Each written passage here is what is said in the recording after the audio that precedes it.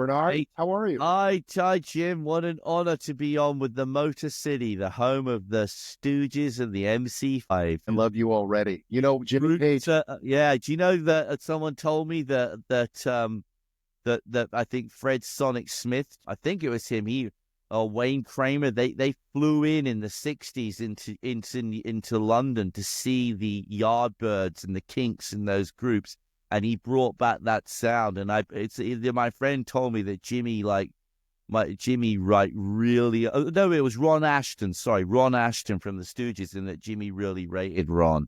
Like one of the great underrated guitarists. That was he spoke to one of my friends. Yeah, really rated Ron Ashton. Jimmy Page, we talked to him when his book came out a couple of years ago, and you'd appreciate this, Bernard. He talked about playing the Silverdome, and he was laughing. He said it was like, he compared it to Clockwork Orange walking in there. That they said it was just the most insane thing. That's a hell of a comparison. Yeah. I mean, I was lucky enough to be close friends with John Sinclair, the manager of the MC5, and so that Detroit, Motown, but of course, but that music scene, and obviously very important to Zeppelin, the Grande Ballroom, this was the film I'm making here that we're talking about here, that's one of the key venues when they broke through on that in early '69, the Grande Ballroom. That was one of those definitive gigs along with the Fillmore West, We're talking about becoming Led Zeppelin, and I leaned into it. And as I was watching it, and the reaction from the members of the band as they were watching footage and watching Jimmy when he saw, I believe it was in Atlanta, when you were showing him them performing, and they felt so comfortable. How do you do that? That's always an art form I don't understand, but I'm in awe that you can do that. Well, I'm touched and honored. It's something I think all your listeners could do. It's something special about me.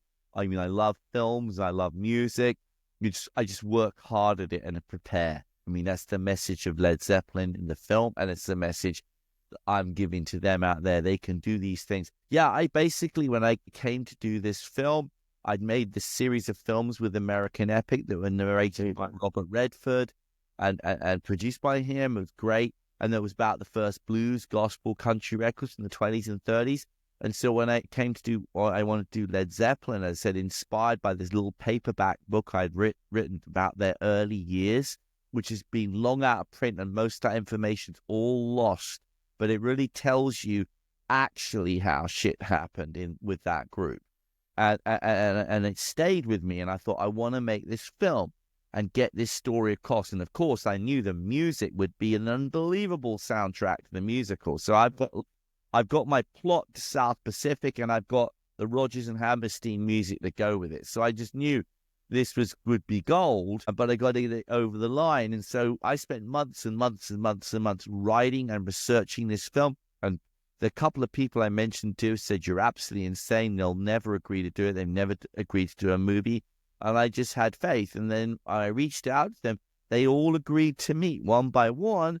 And when I met them, it transpired they were all fans of American Epic. And see the work that had gone into that film that my whole team had done, like 10 years of research, tracking down this rare footage from the 20s.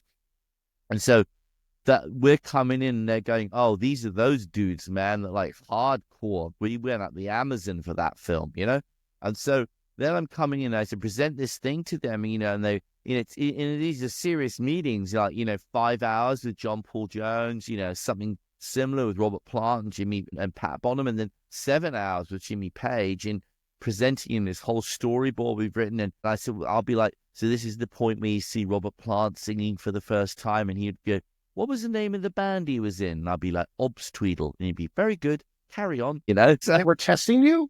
Yeah, I mean, really good, man. Okay. He All right. wants to make sure you know the facts. You know what I'm saying? It's like that a big story, and he treats the legacy seriously. The great thing was that when they agreed to do it, and he got through that and thought we knew the facts, they opened up. They gave us opened up their address books. They let us meet all the people they'd grown up with to fact check the stories. They turned up the interviews with bags of archive, of photographs, all of it stuff that had never been seen before. They'd gone through their boxes of photographs, They weren't giving us things that they were saying, we know this isn't being seen for, have this. Robert was bringing unreleased recordings, that songs he'd written with John Bonham and his friends that were recorded before Led Zeppelin in the Band of Joy. You know, these guys went for it in the interviews. And so when you watch them talking, you know, off camera, you know, I'm showing them all this other stuff I've brought.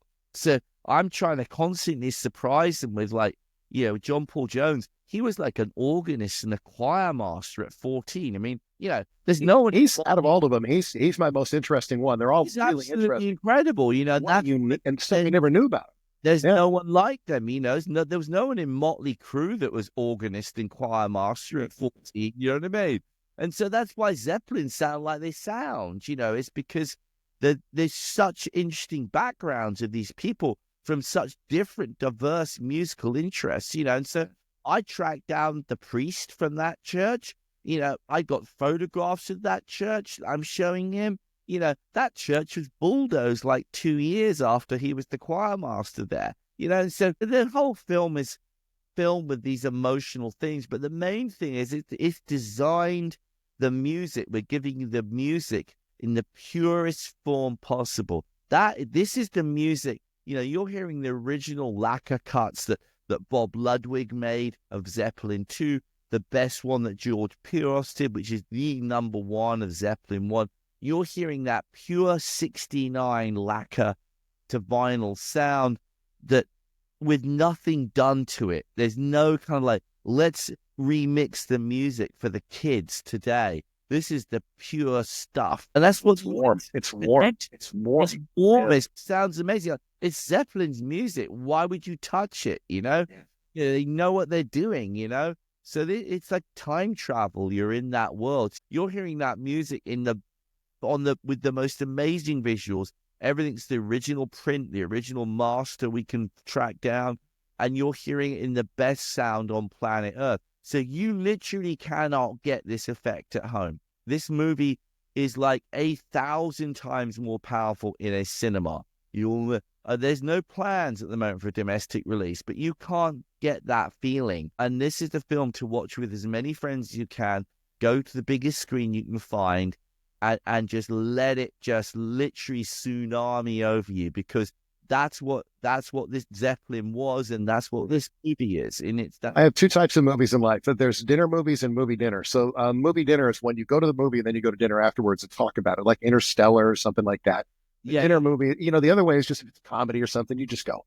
You go and have fun. Yeah, I mean, this is something you got to go out and talk about afterwards. The BFI, IMAX, or I was at the premiere at the Chinese Theatre, man. The whole audience stayed.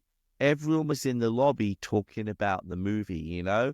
And it's because it makes you think, and the music is like, it stays with you. I mean, I'm meeting people coming out of the cinema, you know. When I made the film, I was like, I want to make a film like when I was 13, those movies that I would go to my local cinema, the Brixton Ritzy, and I'd for the late night screenings, and I'd watch those films happily 3 or 4 times a year. Well, I'm seeing people coming out of the cinema in New York, last night. They've already watched it 3 or 4 times, and it's only been out less than a week. You know, I love it. I love it, Bernard. We could talk. I could talk to you all day, and I know I only had 10 minutes. Man, I could steal you in Detroit for an hour. You should come to the Grandy sometime. I would. What is it? Reopened again? Is it? No, but it's still there, and there's this whole rebirth of music here, and honoring what we did. I could take you to the studio where the MC5 recorded. I would love to do that. I've had the original poster for that night on the actual night on Halloween when they recorded "Kick Out the Jams." Some dude was selling it for like $50 on eBay, thinking it was a reproduction, and it was the original. You know, we got to do it. Framed on my wall, yeah. I could tell you everything. Bernard MacMahon, it's an absolute honor. Becoming Led Zeppelin is one of the things I'm going to have in my collection. I'm going to go see an IMAX. One last thing real quick, and I know we're up against time. Yeah. If somebody comes up to you and says, I've never heard a song from Led Zeppelin, what's the first one I should listen to? Not their best, the first one. Whole Lot of Love. Why? It's one of the most powerful pieces of recording in music history.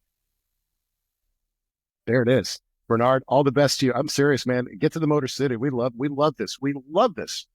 It's awesome. I would love to come out there. I'm going to talk to the movie company about setting something up, because that is a serious home of music in America. Yeah, we should be there. Congrats on everything, Bernard. All the best, man. Oh, honor. Take care. Bye. Well, bye, guys. Thank you, bud.